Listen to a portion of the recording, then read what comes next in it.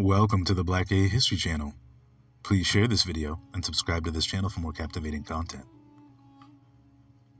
The three wise men were an integral part of the nativity scene, or the story in which the Christian Messiah, Jesus, was supposedly born in a manger in Bethlehem, a birth foretold by prophecies and heavenly angels. When I think of this popular tale, I always wondered what these men's stories were all about, and it turns out I'm not the only gay historian who thinks there is some homoeroticism in their story. The three wise men, or the three magi, which is short for magician, were distinguished foreigners mentioned in the Gospel of Matthew in the New Testament of the Bible.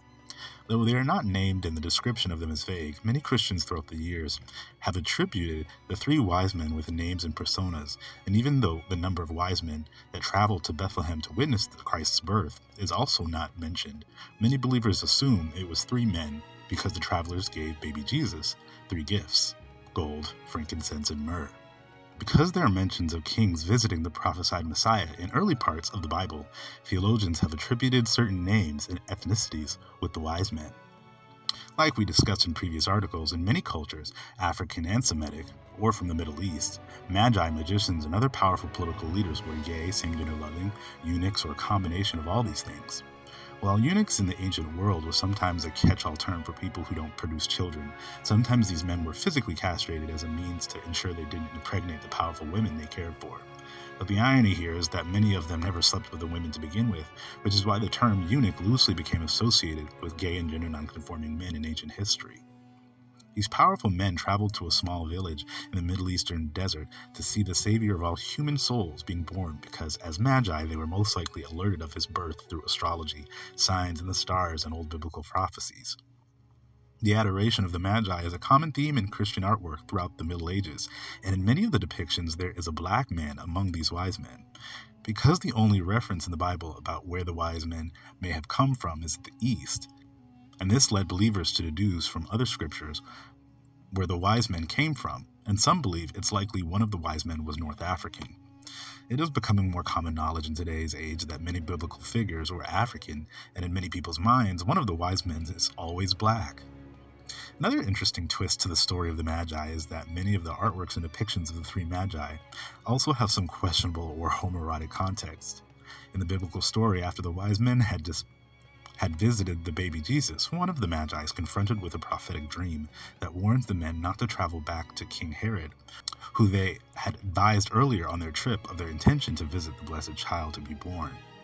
In the dream, it was revealed King Herod's true and evil intentions to find the baby and kill him, so that he couldn't rise to power and overthrow Herod's rule. The Magi decided to take another route home instead of heading back to King Herod to report what they had seen. And sure enough, eventually Joseph, Mary, and baby Jesus would flee to Egypt as exiles to avoid the wrath of King Herod. The interestingly queer subtext of the story comes up in the artwork of the Magi's dream. That was another popular artistic motif of the Middle Ages, where all three men are sharing a bed when the dream occurs. Sleeping in another man's bed has very different connotations for us today.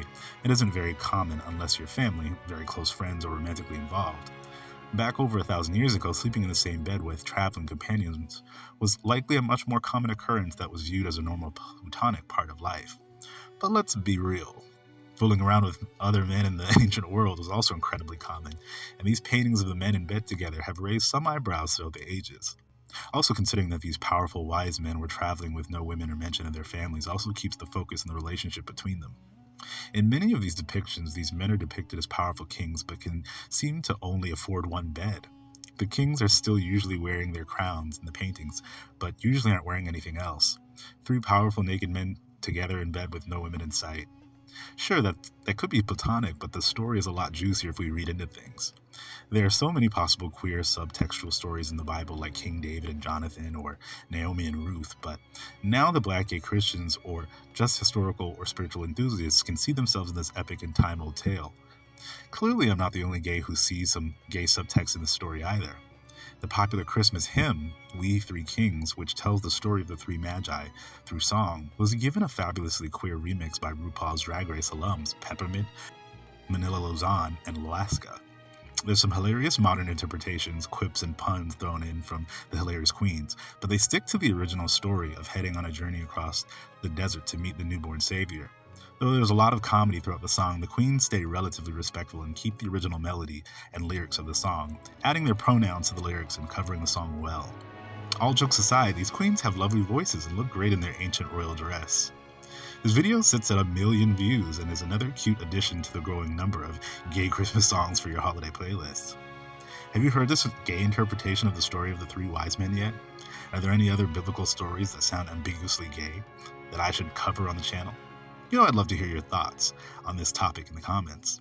Shalom.